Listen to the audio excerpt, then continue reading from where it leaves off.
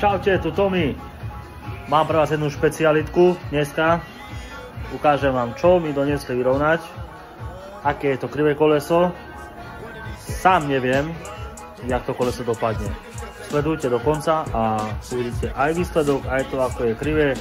A tak no. Vlasy, frajer, outfit, paradzina. Sledujte do konca.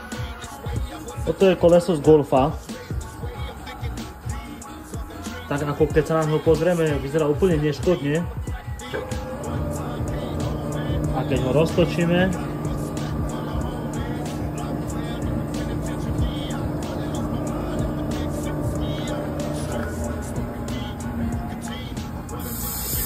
a ukážem vám, že odkiaľ je to koleso.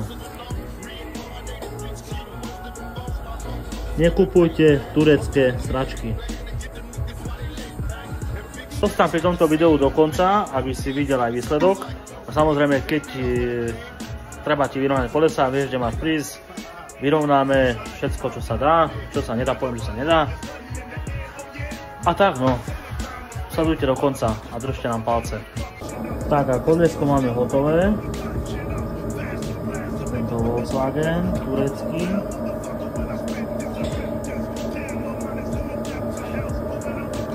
Snáď to už vyzerá ako koleso.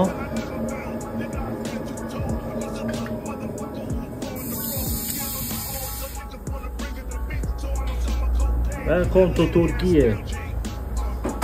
Čaute. Takže ideme ešte skúška správnosti. Sleduj video do konca. Všetko budeme rozprávať počas videa. Máme obuté koliesko. Kontrola, závažie. Všetko je dole. Položíme si telefón, aby ste dobre videli. Takto vyzerá koleso, keď je vyrovnané. A za ďalšie. Toľko len pýta.